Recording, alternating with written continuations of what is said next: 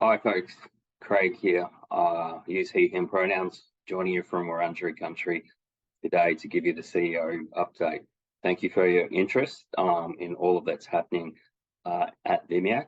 And thanks also to all of you who've given us feedback on how we do things. We really appreciate that, and it forms how we work.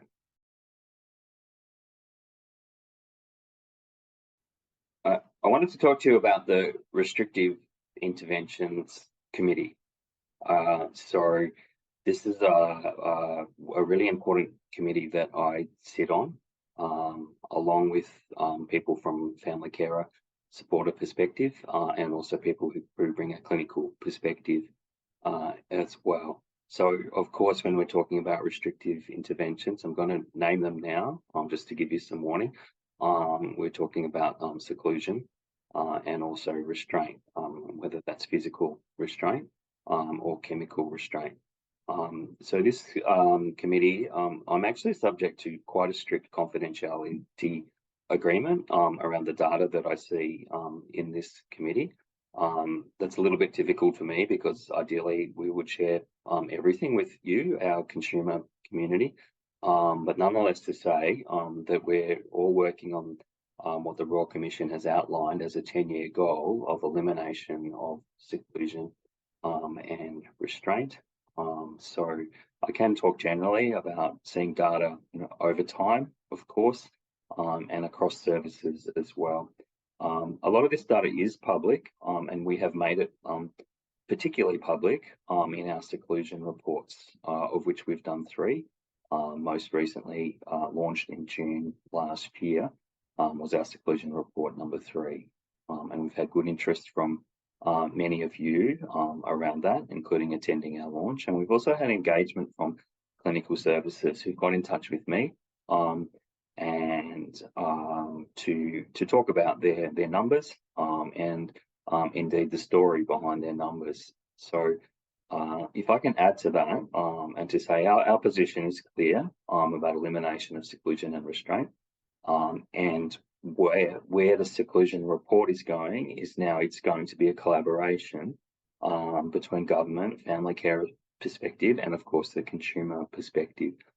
So the activism we've done in having 3 seclusion reports has changed the space, and now it's going to be reported, produced collaboratively. Of course, we'll still have a very strong voice around what the data is, but it is going to be a collaborative effort. So for me, just so that you know, I'm sitting in on a Restrictive Interventions Committee.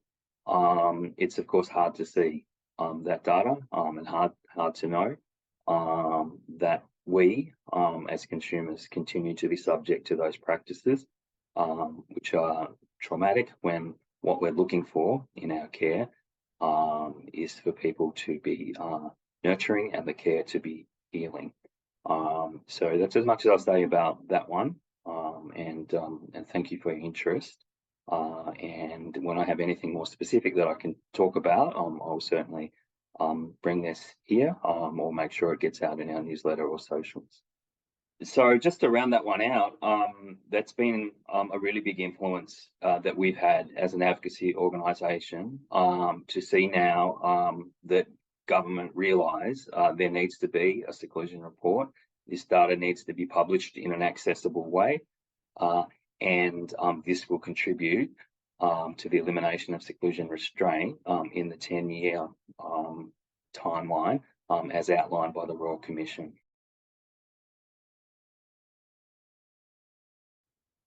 I also wanted to talk about the review of the compulsory treatment criteria.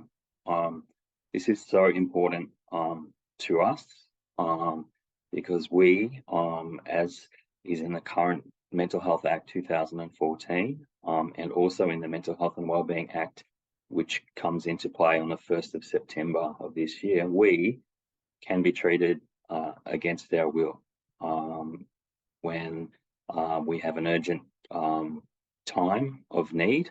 We can actually have things done to us against our will, and this is authorised in the legislation. So there is an independent panel reviewing the criteria for compulsory treatment.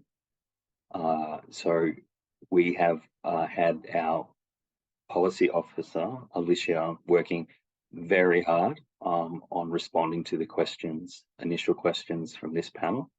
And our position, of course, is that there is less compulsory treatment. Indeed, that we get to a point where there's no compulsory treatment, and that there is greater supported decision making. So people getting the support to make the decisions about their care. So this panel, we produced answers to a whole lot of questions they had around the criteria, and also gave them a briefing paper as well. We're pretty pleased with the composition of this panel, and we know that they were greatly received the information that we provided them, and they've also talked with us about wanting to talk with you, basically. How is it that they should reach consumers? And they're really keen not just to do some sort of standard consultation type thing, because they've got lived experience people on that panel, I should say. I said we're happy with the composition of that panel. There's lived experience people, particularly Randithy Jacobi and Flick Gray are on that panel and assisting. Some of you would know them, very strong voices. So we're seeking to find out more from consumers about the criteria. The panel is, and they're asking us as the peak body as to how they can reach people. So we're always talking, when we're asked about that, about multiple modes of engaging with people, of making sure it's known in advance what it's going to be, what it's not going to be, and what the scope of it is, having some pre-brief and opportunity for debrief. All of those things we talk about when indeed anyone asks us about consultation with people with lived experience. We know that when people come to those consultations, they're bringing experience of really hurtful and difficult times in their lives, and the onus is on the people who are trying to find out information from people with lived experience to make sure that that's safe. So that's some of what's happening there. A really strong impact by us there in terms of input into the initial thinking of that panel around the criteria.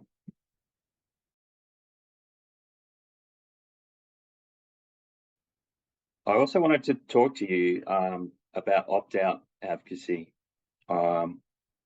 This is a really important change which will come into place on the 1st of September when the Mental Health and Wellbeing Act commences.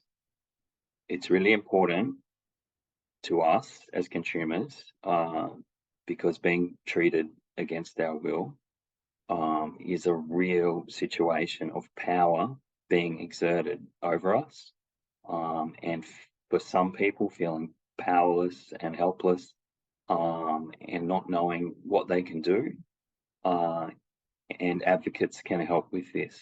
At the moment, for people being treated against their will, advocacy is opt-in, so you choose to have an advocate if you want.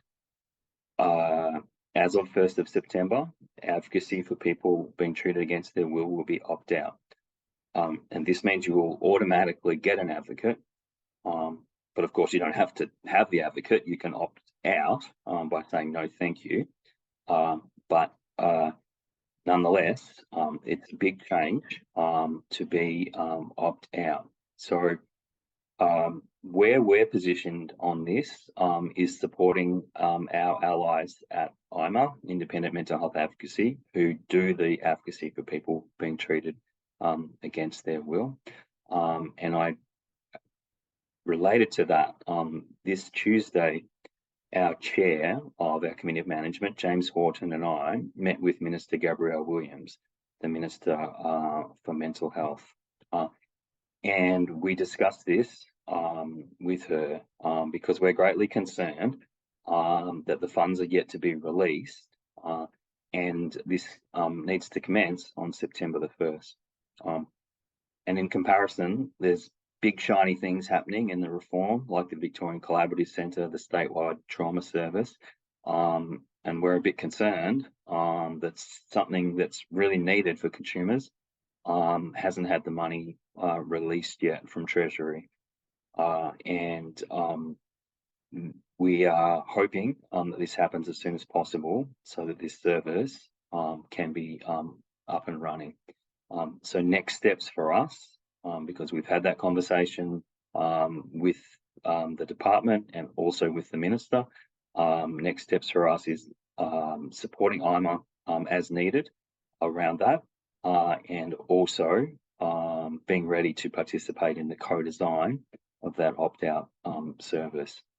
So there's a few sort of technicalities around that opt-out as well. So for some of you watching this, I know you might not want your advocacy done by IMHA, for example. So there's work going on to make sure that you have choice there as well. So yeah, wanted to let you know that as well. But looking forward to the next steps, which is hopefully that the funding is released and then we can participate in the co-design of that service so that it's an absolute amazing support for anyone who wants to have it.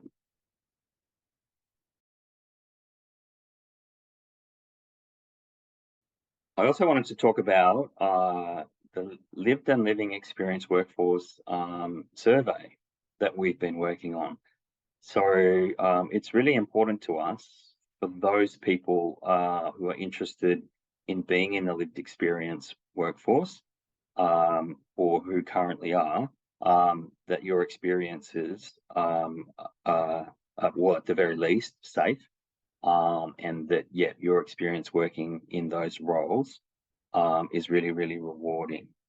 So what we've known, I guess, for quite a while around lived and living experience workforce is people are really keen to have role clarity, appropriate remuneration, discipline-specific supervision, so consumer perspective supervision, appropriate training and professional development, and also a career structure that they can see. So people with lived experience in roles higher than them, for those people who are working in hierarchical organisations. So that's a little bit of background to the work that we've done, which was to design a survey to find out about the experiences of lived and living experience workforce. So we did this internally, and we've tested the survey internally because all of VMIAC staff, and there's about 32 of us now, we're all members of the lived and living experience workforce. So we tested the survey and then the outcomes of that were discussed in what we call in our team here a lunch and learn, which is typically somewhere between 12 and 2, where people come and either listen to someone in person or online talking about a particular topic. So in this case, it was of course great interest to everyone. And also great interest to us that we get it right in terms of the survey, in terms of making sure it's got clarity, it's not got duplication in it, and making sure it is logical in its order, it makes sense to people who fill it out, and it gathers the information that it needs to gather, and it lets people know how that information is going to be used, because we know all of those things are really important to you. So we've readjusted the survey based on the feedback that we've got internally, and it will be sent to as many lived and living experience workforce members as we can across the different settings where they work. And the policy team will draw on this, of course, to draft submissions. And currently we're working with Switchboard, Thorn Harbour and Drummond Street to use the results for a separate LGBTQ survey and a joint policy statement, I should say, around the lived and living experience workforce. So we're really interested, of course, in intersectionality here, about how people's experience is also shaped by other aspects of their identity, and that's what we're going to add to this. Because up until this point, a fair bit of work in that space, the lived and living experience workforce space, hasn't had that nuance really attended to. So we're really keen to make sure that is. Okay, thank you, folks. Thanks very much for listening. There's quite a lot there this time round. Thank you to the feedback that we've received about these updates and the parts that you'd like to hear a bit more about, and we have tried to respond to those today, and I really think it's made it a better update. So really thank you for the feedback. Yeah, I look forward to updating you again, and take care, and hope to see you soon. Bye.